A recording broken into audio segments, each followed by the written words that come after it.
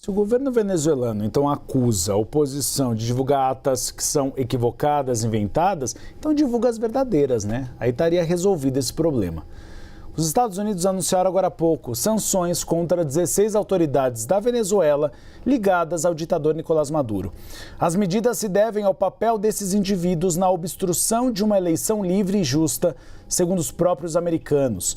As novas sanções incluem líderes do Conselho Nacional Eleitoral e do Supremo Tribunal de Justiça. Segundo um comunicado do Departamento do Tesouro, esses líderes, abre aspas, impediram um processo eleitoral transparente e a divulgação de resultados eleitorais precisos, fecha aspas. Militares, funcionários da inteligência e do governo de Maduro também foram alvo das sanções. Eles são acusados pelos americanos de intensificar a repressão, fazer prisões consideradas arbitrárias e de censura. Entre as medidas adotadas estão o bloqueio de bens e ativos dessas pessoas nos Estados Unidos e a restrição de vistos para a entrada no país. E o opositor venezuelano Edmundo Gonçalves, que foi para a Espanha, se reuniu hoje com o premier em Madrid, onde ele conseguiu o asilo após deixar a Venezuela. Pedro Sánchez deu boas-vindas a Gonçalves e reforçou o compromisso humanitário e também a solidariedade da Espanha com os venezuelanos. Gonçalves disse que os dois conversaram sobre a necessidade de uma transição democrática na Venezuela. O encontro vem um dia depois do Parlamento espanhol votar pelo reconhecimento do opositor venezuelano como vencedor das eleições. O premier da Espanha disse que, por enquanto, o país vai seguir a posição da União Europeia e defender a mediação em busca de uma solução democrática. Imigrantes venezuelanos fizeram fila para receber refeições gratuitas em Roraima. Os alimentos foram entregues em uma igreja católica na cidade de Pacaraima, que fica na fronteira.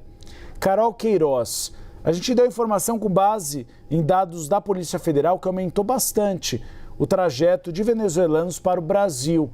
E há, inclusive, a possibilidade de um reforço na Operação Acolhida.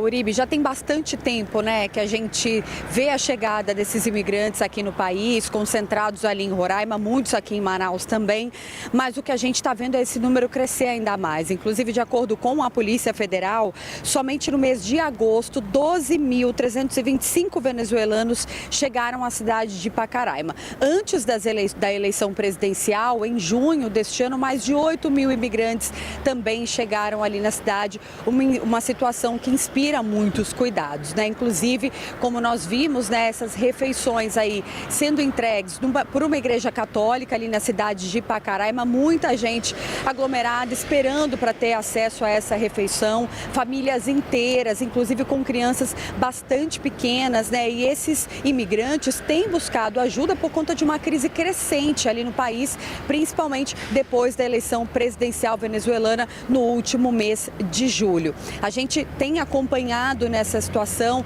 da chegada dos imigrantes, inclusive muitos que estavam ali na fila esperando pela refeição, expressavam um certo descontentamento com o resultado, as consequências da eleição.